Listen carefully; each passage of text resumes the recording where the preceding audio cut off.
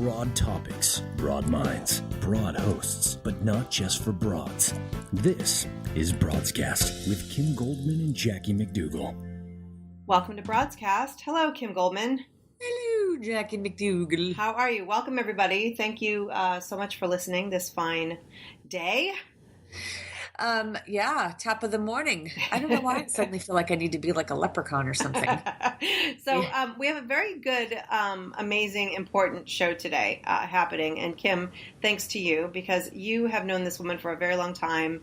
And Deborah Tate, sister of Sharon Tate, who you may know from the Manson Family murders back in the late 60s.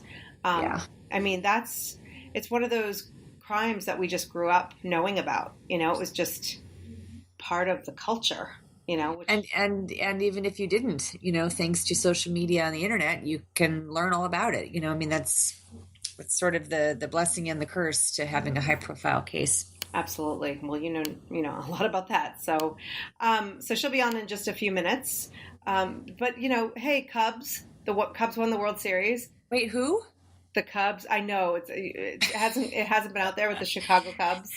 It's awesome. The parade is happening in Chicago, and they're having parking for $1.08. Oh, that's awesome. Right? Wow. So, yeah, it's been 108 years since the Cubs have won a World Series. I grew up in Chicago. I am not a baseball fan. However, growing up in Chicago, you become a Chicago fan of all of your teams. So Absolutely. While I may not have followed baseball, I certainly always rooted for the Cubs and was watching from the beginning to the 10th inning last night and was crying and cheering right along with everybody else. That was pretty fantastic. Right. Yeah. Totally amazing. And I'm so glad, I stopped everything and made my kids watch, because I'm like, it's history either way. And a huge shout out to Cleveland too. I mean, that, you know, it's amazing that they haven't won since 1948, but everybody's kind of like, you know, when you compare it with 108 years, you know, they got a raw deal there, I think. Well, and as a fun fact, and I don't remember if we talked about this before, but the two pitchers, one from the Cleveland Indians and one from the Cubs, they were both relief pitchers. In fact, it was the guy that got the final out for the Cubs.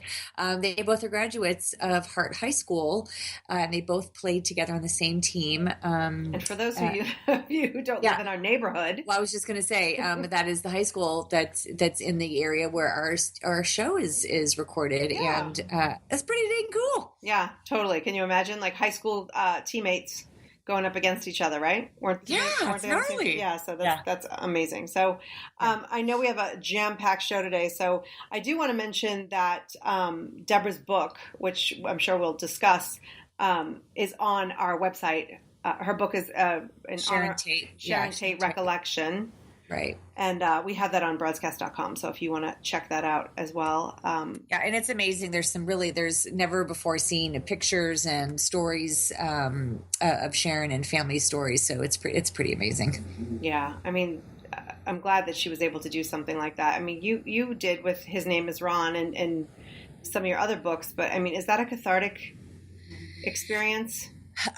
It is cathartic. You know, one of the things that is unique with Deborah's situation with her sister Sharon is that she was a famous actress, and you know, people knew her and they loved her style, and she was an up and coming, you know, icon back in those days. I guess you can't be an up and coming icon, but she was an up and coming, and she's become an icon because of that and because of her book. And she was so stunning and so talented. I mean, I don't think a lot of people knew that she, you know, was in Valley of the Dolls, you know, and she was just kind of breaking into her new life and her career. And so, you know, people have been curious about her for years. And I love that Deborah gets to share her sister with people in a way that she gets to control.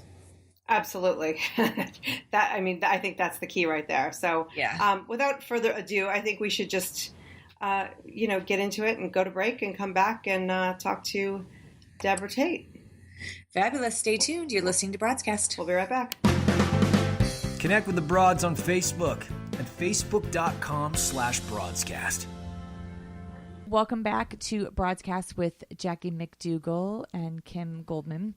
So it is no surprise that I like to do things that have an advocacy base Jackie always likes to talk about all the good work that I do, but I was introduced to this, our next guest. I think we did an appearance together on Larry King. I think that's how it happened, Deborah. Isn't that how we all meet our friends? Yeah, we all meet our friends that way. But Debra Tate is Sharon Tate's sister, who many of us remember. Sharon Tate was murdered by members of the Manson family, along with 5 other victims that night. Or is it 4? I mean, 4 or 5? 5.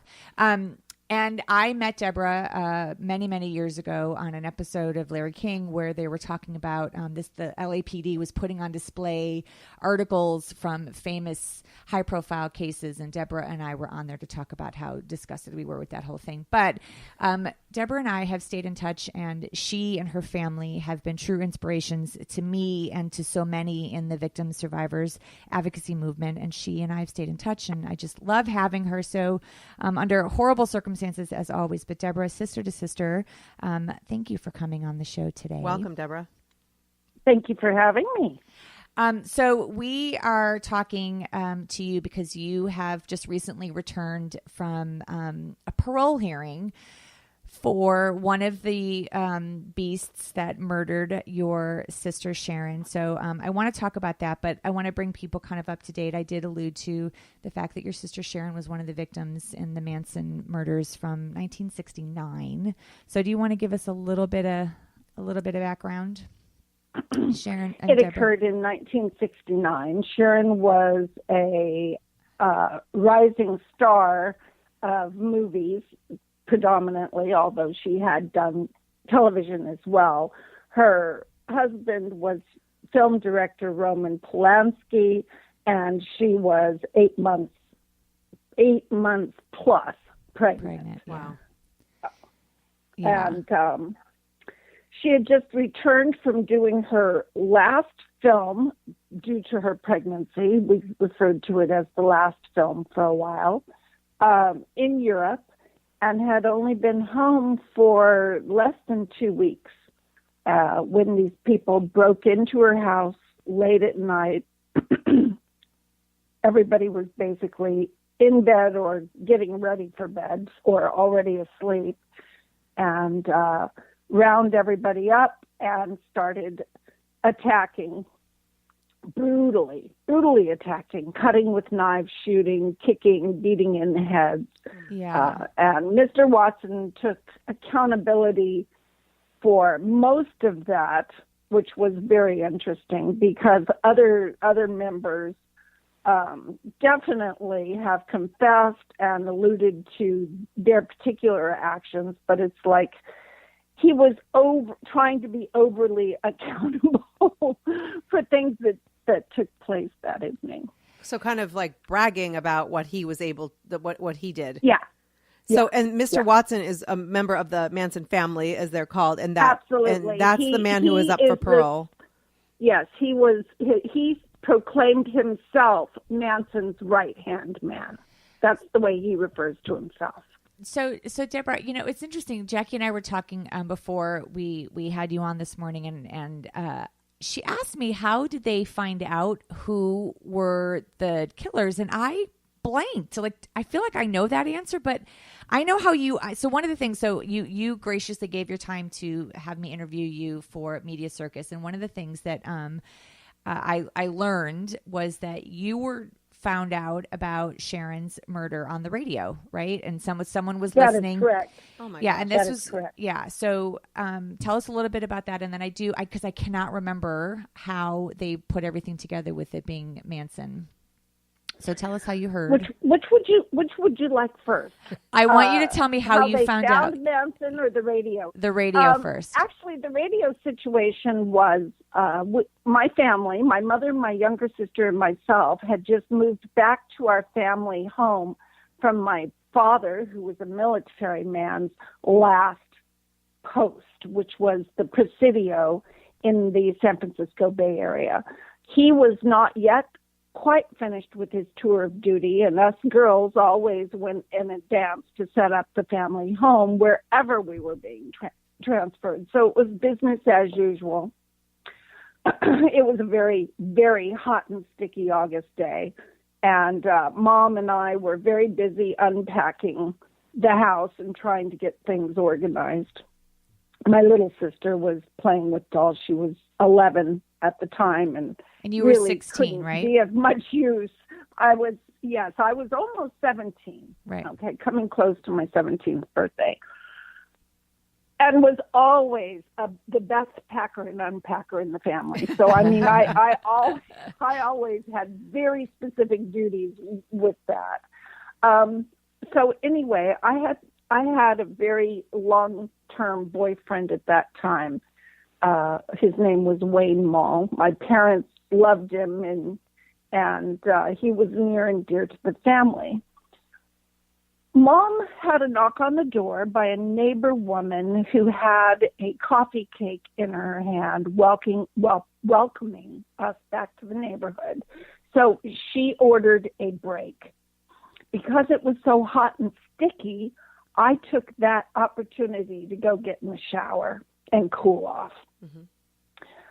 Mm-hmm. Evidently, Wayne had called, and the conversation basically went like this. He said he was so very sorry. My mother answered the phone, of course, which was tethered to the wall back in the day, right, on the kitchen phone. And he said he was so very sorry to hear about Sharon. And she had no idea what he was talking about, and asked him to clarify.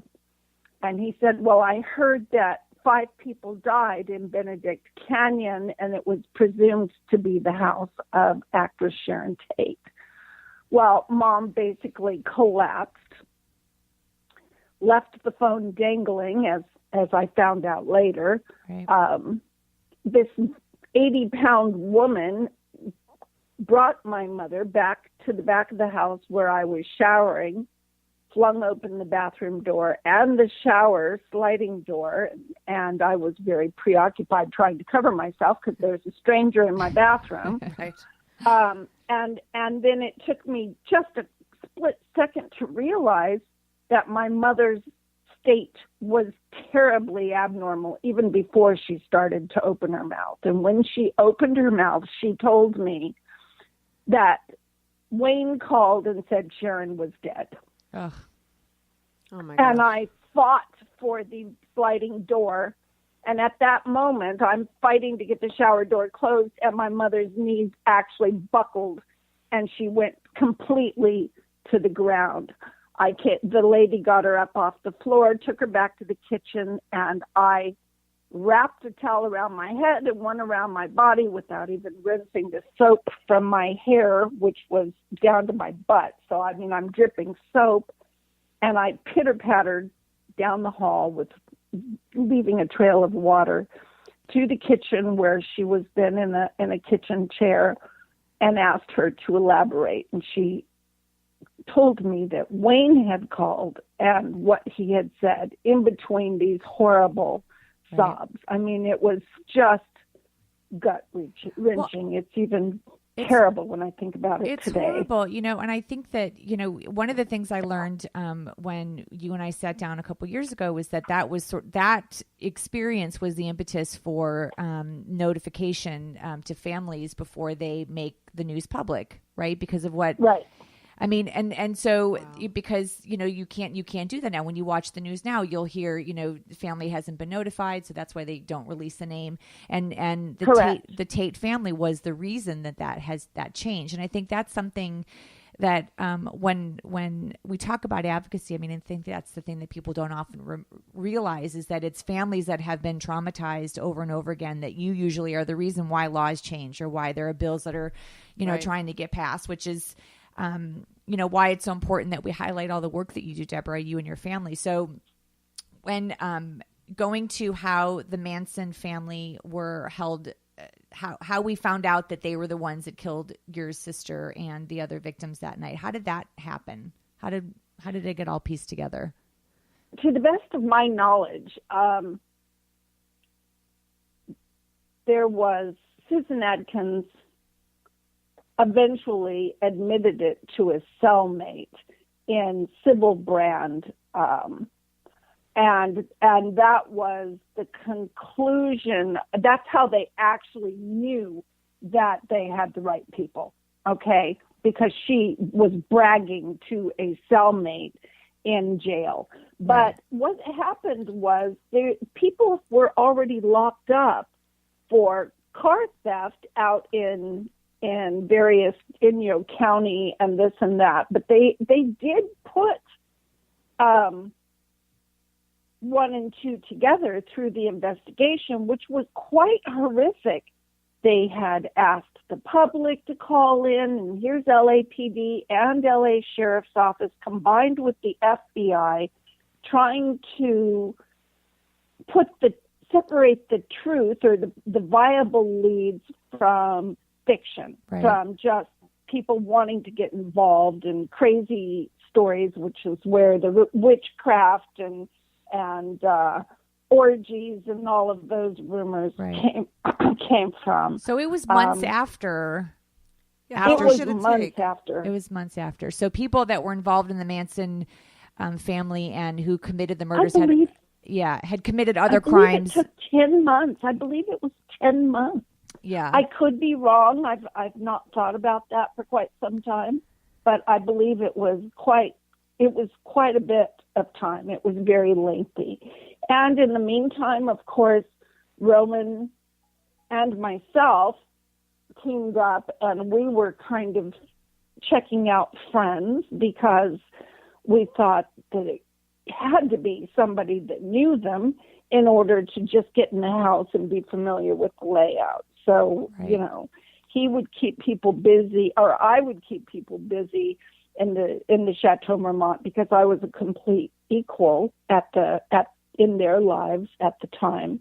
And he would be downstairs rifling through their cars to look for any evidence, whatever. And my father teamed up, actually kind of pushed himself a little bit because my father was a G2 guy. G2 in the Army is intelligence and counterintelligence. So he's basically spy stuff. I mean, that was right up his alley. Right. So he kind of joined forces with them and then went rogue on his own and would take his findings. He was responsible for checking out the aspect of the Black Panthers being involved. The previous post that we were at was in Sausalito in the North Bay, which was like Black Panther headquarters, which historically we all know now. Right. At that time, it wasn't known. So Dad checked that out, but that came out up empty. None of those factors that we were suspicious of came to fruition at all. It was the work through detective work by the PDs and the FBI that actually came to fruition. And then while in jail, Susan Atkins was bragging, and that was it. That was the clincher. They had the right people at that point. So, I mean, you've made a life out of becoming, of being an advocate for your sister and for so many victims. And, but when did that start? Were you from the beginning? I mean, because I've seen, Kim and I have talked about this, and the trauma and the tragedy and everything you're going through. It's not like you wake up the next day and you're like, I'm going to fight, and make change. So what was it like through the trial? And at what point did you think I have to do something in my sister's honor? That actually was a innovation by my mother. 10 years out is when these perpetrators became available for parole. And in the beginning, there were no rights for victims attending or speaking at parole hearings.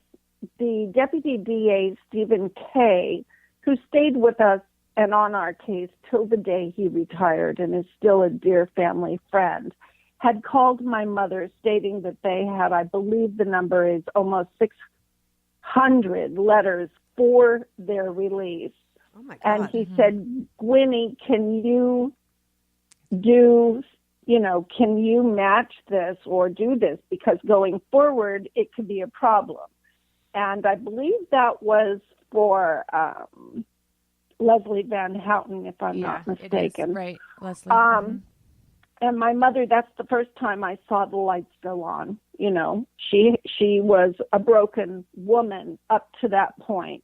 She was functional, and then she would, you know, something would trigger it and she'd go into deep, dark depression again. So that's the first time I saw the lights come on. And she told Steve K that she could definitely do something. I activated as well as she. I would stand out in front of Poncho's Bar and Grill in Manhattan Beach, supermarkets, whatever. We activated with the Inquirer with a little cutout piece for people to sign and send in their signatures. And I believe that we got like 600,000. Yeah. Wow. I mean, it was insane for opposition.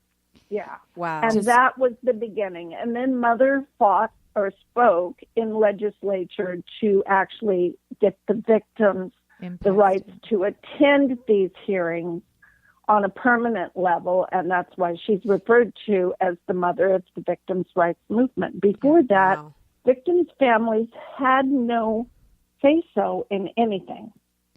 That's amazing. Anything I mean, you at know, all. and as a mother, like, I mean, for her to go through that and for your family to go through that and to be able to go, no, I'm no longer going to stand by. But can we stop for a second? So 10 years, you're telling me that 10 years, they were up for parole after what happened?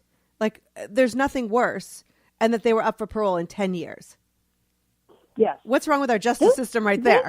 This is the first, although the word did not exist at the time, this was the first serial killers, that tag, that title had not come to fruition yet. And the first domestic terrorists, another tag that had not come to fruition because their intent was to start a race war. Right. And yet they were up for parole. parole. Was they were extremely racist.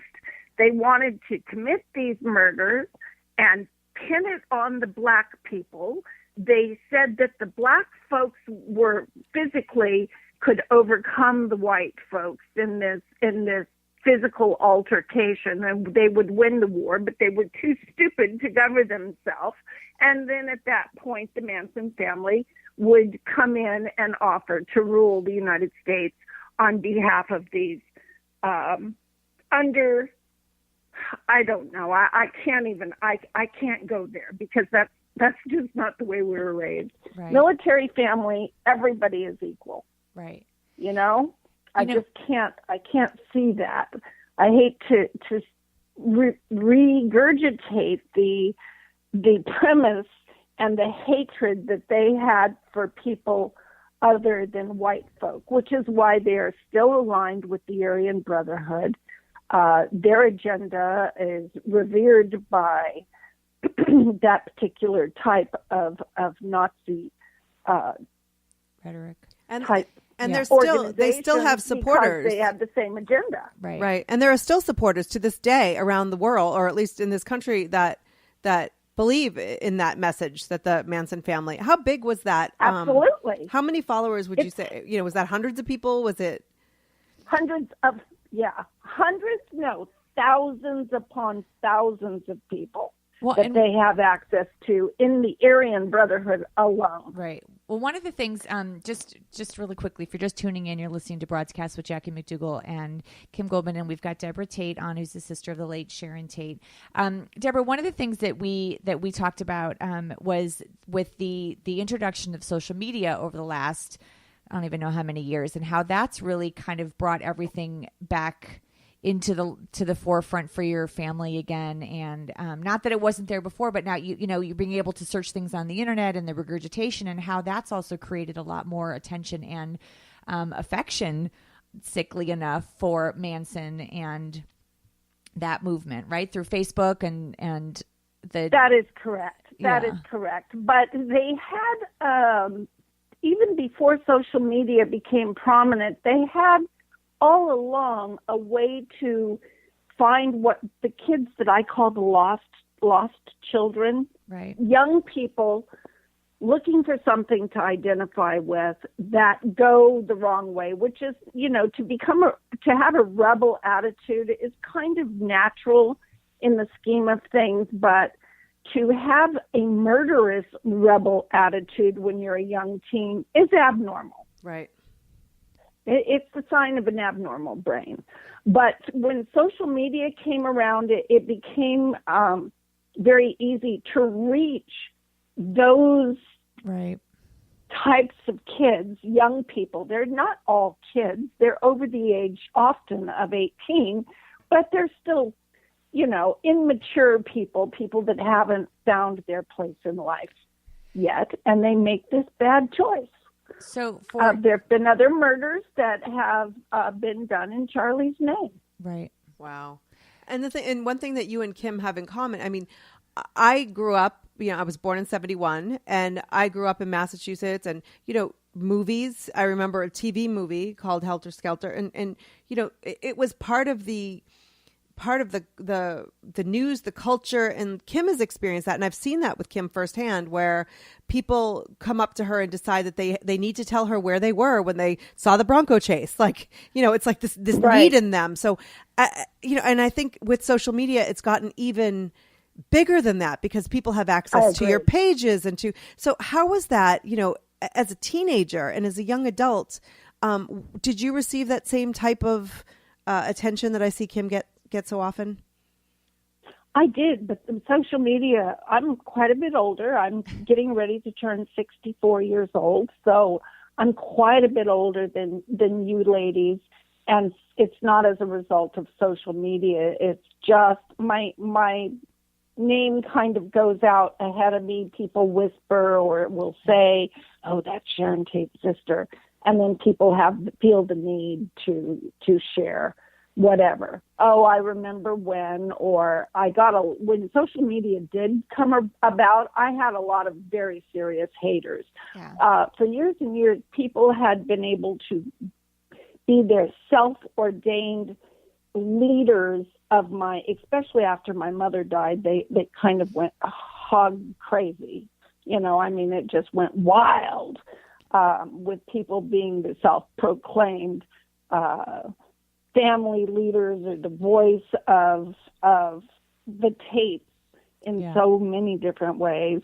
And then when I tried to straighten all that out, there was a lot of hate and resentment because people had already identified themselves falsely, Right. but identified themselves as a part of this. One thing that, I mean, Deborah and I have hundreds of things in common, but, one thing that for all of these years, I mean, decades, that you have continued to work on behalf of victims and survivors, but specifically as it relates to your family in every single parole hearing. I would like to say the F word in there, but I can't, obviously. Yeah. Every single parole hearing you have attended, you've gone out there and you've garnered support and letters and petitions. And I think that people don't understand that it's ongoing. Like your sister died and all those other victims died, and the people that killed her and the other victims are locked up, but they're locked up because of you, and I think that people forget that. And when I've, in the last couple of years been able to, participate in this signing petitions and all that stuff, and I read people writing back, "Oh, it's been plenty of time. Let them out already. They've done their time." God. And it's like, so Deborah, how do you Really? find the muster? Deborah's doing her time for the rest of her life. That is an extremely dangerous train of thought. Yeah.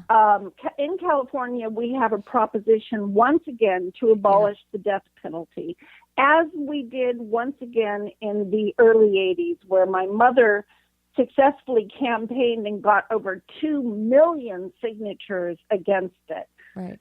People, we have got to have this ultimate price on the table for the most serious, heinous crime committers, if nothing else, as a deterrent. In my particular case, my people, I have been looking at them 3 to 4 feet away from them since every single parole hearing since 1998. Every single one. I have a lot of perpetrators. As a matter of fact, since California laws, the elderly inmate law has come into effect, and the ability for them to advance early parole hearings, I'm going to a hearing every 2 months, well into next year. Right. Wow. Because they're up for parole because they're aging out of the system, Tex basically. Watson. 2 weeks before that, I did Bobby Boozley. 4 months before that, I did Bruce Davis. And then you did Leslie Van Houten. Patricia Leslie Van Houten in between those two. That is correct. So it would be Leslie and then Bruce.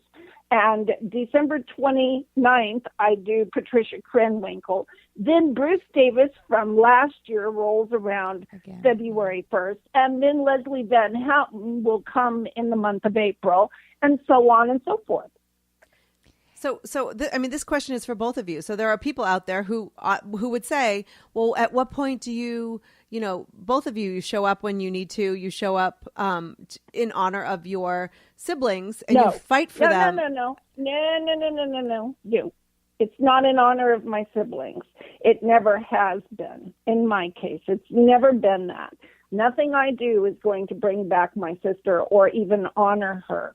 What I'm doing is fighting for public safety, because once you are deemed a sociopath, a psychopath, in order to be a psychopath, you have to be a sociopath.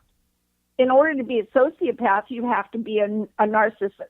There's a lot of people with narcissistic tendencies, but their sociopathic tendencies means that you no longer have the chip in your head to pay attention to the laws of man nor God. In other words, you are so narcissistic that what you want and what you need supersedes all other rules. This means these people have a very strong potential for violence again. The first time, let me tell you, in Leslie Van Houten's case, something that I discovered, which is what I speak to in all of these hearings. I never prepare a statement and read. Other people do, I don't. I learned that for 16 years, although by mail, she had a relationship with a male inmate that was serving a life sentence for crossing state lines, committing murders on women, multiple murders. Okay, right. She had a sexual relationship with him for 16 years via letter. Wow. Wasn't she still in contact with Manson too? Until he died. Yes, and in contact with Charlie. Yeah. Until that man died.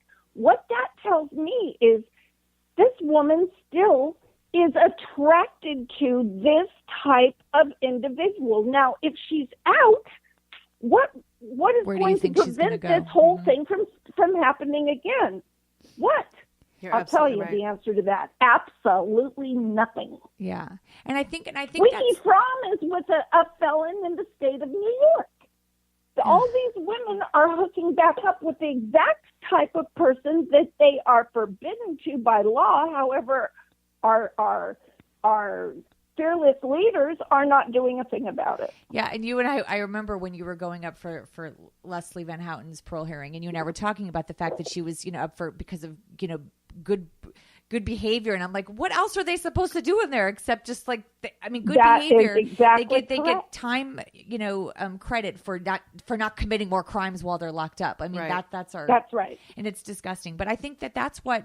I love and I hate for you in the same breath that you are still having to continue this because our system allows for, all of these parole hearings to be constant. I think that's where people don't understand that it is ongoing and the fight is ongoing. And I know you don't have a choice. I mean, you do have a choice, but you would never choose not to because you are committed.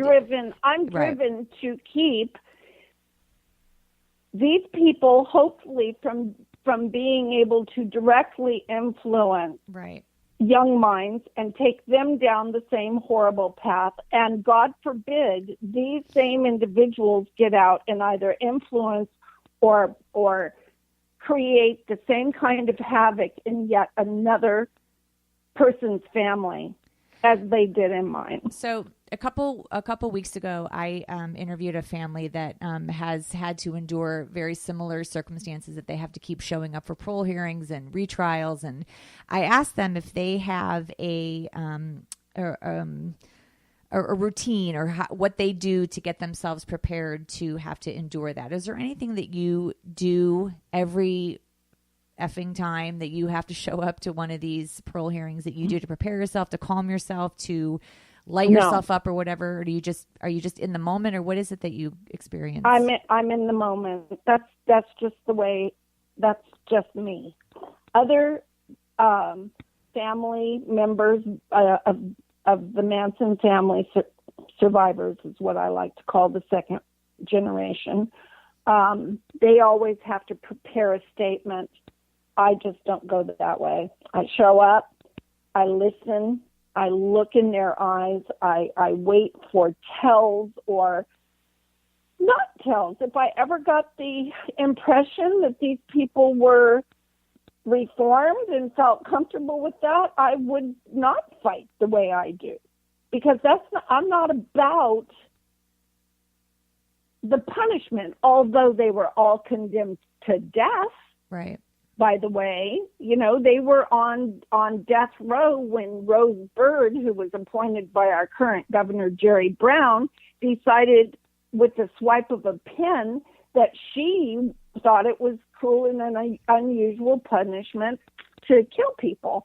And the next voting session is when the people said, oh, no, we want this, this last call dragnet, this last deterrent for those people that premeditate, that lie in wait, that are hunters, so to speak, to try to discourage, if they have a moment of lucidity, the act. We've got to have that. Otherwise, let's think about it. All of the serial rapists and killers from all of the country. Do you know the Son of Sam's law has been abolished, which means these people can profit from their crimes? So go to California, spend 10 years in being taken care of, come out, sell your deal for a movie or a book, and become a millionaire. Right. What the heck do you think is going to happen to this state? Wow. So they were all else is going to want to come here. Right. So they were all sentenced to death, and then the death penalty was voted away, and then before it came back. Is that how? No, it was abolished by one person. Her name was Rose Bird. She was an appointee to the Supreme Court of California by Governor Jerry Brown. She had no other judge experience. Basically, it was a buddy of his. And their extreme liberal ways decided in their own minds, not on behalf of the voters, but the constituents that they represent, but they felt that it was cruel and unusual punishment. So they just abolished it with a pen, with a swipe of a pen, no vote. So you can go from capital punishment to parole. I mean, that's what seems strange. You can go, absolutely. It went from, the verbiage was to life in prison. Right. And even today, when it says, we think life in prison without the possibility of parole, oh, no, folks. Without the possibility of parole means you are available to go for parole now after 20 years. Right. So there is no such thing in the state of California because of this ultimately overly liberal and willingness to forgive. If it was a dog, if it was a rabid dog or an animal or a horse, those same people don't have a problem at all putting it down. If it bites a child or whatever, but somebody that influences your child to go out and kill on somebody else's behalf, we'll let them live and we'll let them profit from the crime. I'm sorry, there's something terribly wrong with this way of thinking. So, Deborah, we're coming up on an election year, and in California, we have a couple of measures on the ballot that have to do directly with public safety. And being that that's your plight, how do you feel people react to those kinds of things, or do you feel like people don't react enough? I know that I'm trying to educate.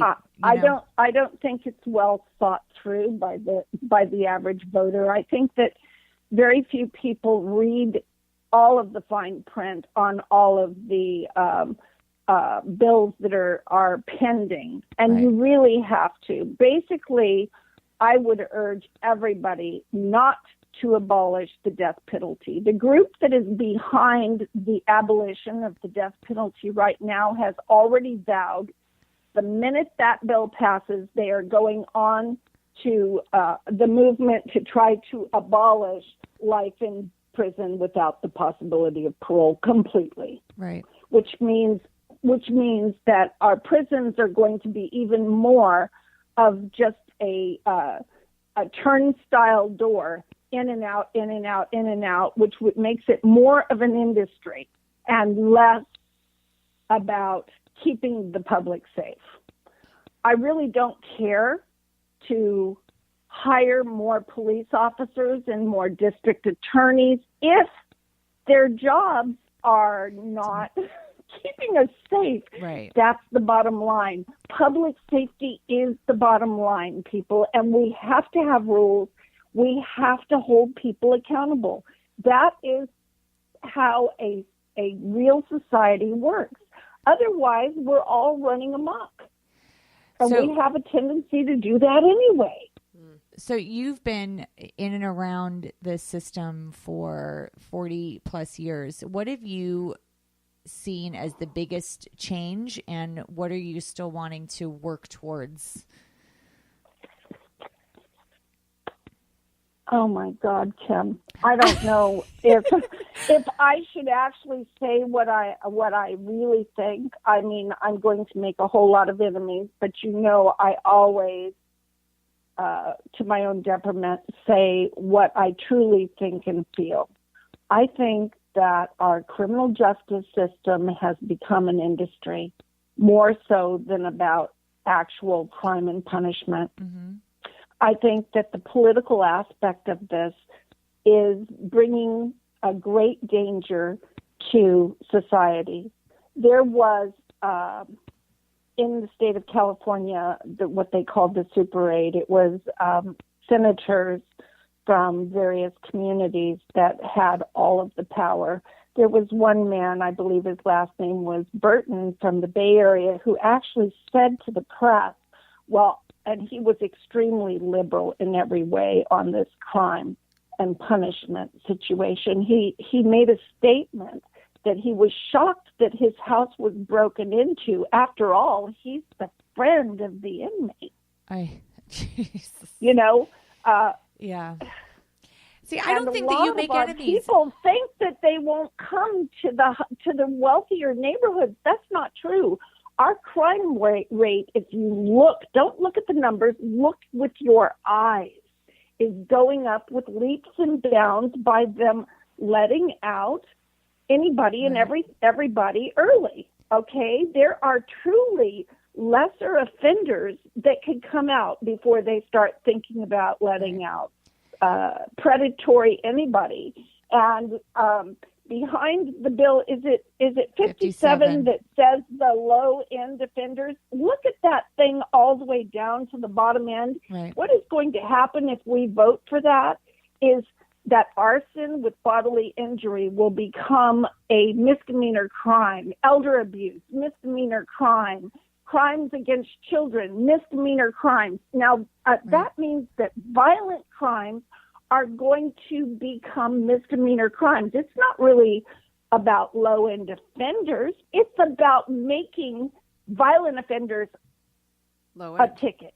It's interesting. It's interesting though that Deborah, that you start by saying that you're worried that you're going to make enemies, and the truth is, you have lived this. You study this. You know exactly what you're talking about, and the fact that there are people that still are fighting you and are angry at you and blame you. We've talked about this and we don't have to go into it, but I listen to you and I'm like, you are the authority on this because this is what you have made a priority in your life, and you know better than anybody, I don't care if you're rich or poor or what your demographic is, California is going in a very dangerous direction. Especially, you need to watch these super liberal people and the verbiage on any bill being put forward from now until the end of time regarding public safety. Because I guarantee if you read all the way down to the bottom, you're going to find things that scare the hell out of you. Right. And, Kim was mentioning this last week on our show, some of these measures and what we're voting for in California. And, it opened my eyes. I have all the pamphlets and everything in front of me, and I have to still do my homework before I finally. But I have to say that with all of the politicians out there right now fighting and slinging mud and just like from local elections all the way up to the presidency, it's people like you who tell it straight, who explain the situation, explain what's really happening. You have opened my eyes more in 42 minutes than any politician who always has some sort of personal agenda could ever. Well, that's why they don't like me speaking up, because I tell the truth. I tell it like it is. I'm not worried about being politically correct. I don't make a dime ever off of anything that I do. Therefore, I am what my father tagged me years ago, and I wear the monocle proudly. I am a loose cannon. That means I'm heavy artillery without direction. In other words, I'm not beholden to anybody except my morals and the truth. And the truth is that this is a very dangerous time in our history and the future of California. And the saying is, as California goes, so does the rest of the United States. Okay? We should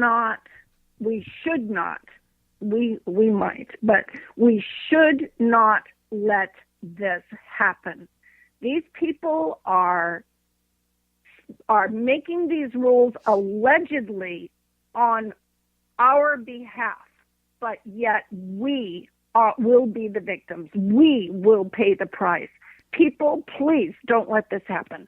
So in order for us to not let this happen, Sharon, Deborah, how do you want us to stay connected to you, to all the parole hearings that you're involved in, all the give us marching orders. Yeah, what please. do you want? That's what I always say every time I hang up with you. I'm like, I have to do something. Yeah, tell me, yeah. I'll do it. So how do we stay connected to you? How do people know how to read between them? What do you want from us? Like, what can we do? I think that you can use common sense. What I would like is for everybody not to read those little pamphlets and the key buzzwords that are put out, because the laws that are pending, these bills that are pending on the Senate floor, the papers are about 3 inches thick with all the verbiage. So it's a chore to read. We are being led down this rosy path by the inability to have the time and to understand the language thoroughly. If people would like, they can follow me on Twitter, which is Deborah, Debra, _ let me see, who am I? Yeah, I think. Wait, I know. I was just looking it up. Wait. Deborah _ Tate and then the number 9. Right. Okay. Is that right, Kim? I think. Yes, that is right. Deborah I _ never tweet myself. So I don't know. Yeah. So we'll also make sure that we add any way to reach you, especially your Twitter handle there on our show notes as well. Yeah. There's also SharonTate.net on Facebook and on the web, and there is a news section on there that, what's new is the title of that column, and I try to keep abreast of what the politicians are doing in advance, and I will ask people to contact their senators and express their feelings prior.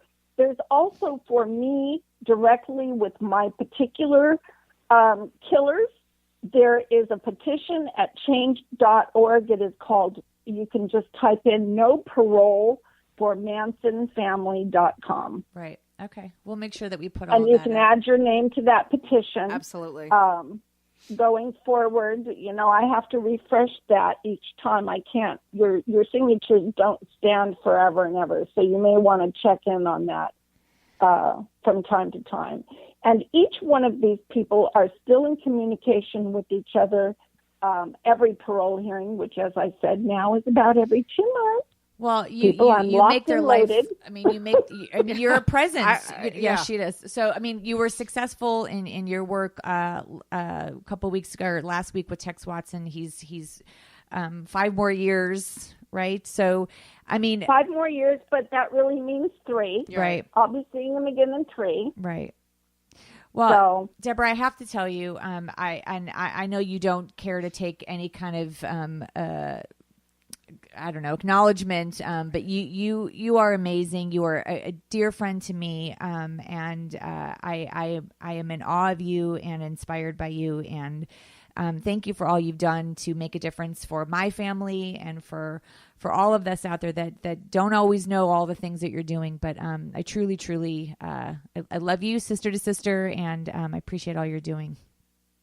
Thank you. And anybody that has goes through what Kim and I have been through at Ground Zero, often police officers will say Deborah's available to counsel you or whatever. Anything I can do with rape victims, with murder victims, any way I can point people to psychologists. I'm just a barometer. That's all, to help to get people to the places they need to be to start their healing process. And please, people, feel free to contact me if you're in need at any station of life. I've been dealing with this for 47 years. I guess we could say that now I'm the most experienced person on the block. Yeah, and there's some really good people out there to get the help that you need. Well, it's been a true honor to talk to you, and I'm like extremely emotional. I'm sorry. The work that you do is so important, and you've opened my mind to new things, and I'm just, you and Kim both. I'm honored to be part of this conversation. So thank you so much, Deborah. Thank you. We'll be right back. Talk to you soon, my friend. Connect with the Broads on Facebook at facebook.com/broadscast. Well, thank you so much, Kim, for making that happen today. She's awesome, right? She's amazing. I'm like, I know. I told you. I fully admitted at the beginning of this, before we even got on the air, that this is not my strong point. Right. Yeah. I feel like I can ask questions from a lay person, somebody who hasn't been through this. So that's important. But I'm just, I am no Oprah. I'm extremely emotional, and as you should be. It's an emotional topic, and she's so, she just pulls every punch, and that's how you're supposed to be. And for all those people out there that always talk about closure, Deborah is a prime example of how it is virtually impossible. 47 years later, she's still having to fight for these people that butchered her sister and unborn child, to keep them from being released. But the fact amazing. That and I don't know anybody who could argue with the fact that she is putting the public safety first. Yeah. And I'm amazed by that, and how much she goes through from other people in order to make that happen. And she also attends, and we didn't really go into it, but she also attends the parole hearings for other victims of Manson murders that weren't directly her sister. When they can't show up, like the LeBlanca murders. She goes up and when those families can't be or don't want to appear, she goes on their behalf too. So wow. Yeah. Well, huge thanks to you and to Deborah for this important episode. And I have to say, I feel a little bit less liberal at the end of today. No, I just think that there are, and I think one of the things that is our responsibility now is to go back and to know exactly what these measures are and what we're voting on, and trying to spell it out for people. Right. And still vote the way you want to vote, but at least read just all the way to the end. Like she says, because it does sound pretty amazing. Like, hey, lesser crimes would be out, but you don't know that they're trying to make, some of these crimes lesser crimes. Right. You think that it's like, oh, a misdemeanor, but Right. You know, the fact is that they're turning them into misdemeanors, Right. and that is so wrong. Right. In my, you know, Yeah. I can't imagine anyone who disagrees with that, but whatever. But thank you so much for listening to a very, I think, important and special episode of Broadscast. So we'll talk to you next time. Adios. You are listening to Broadscast. For more from the Broads, head to broadscast.com.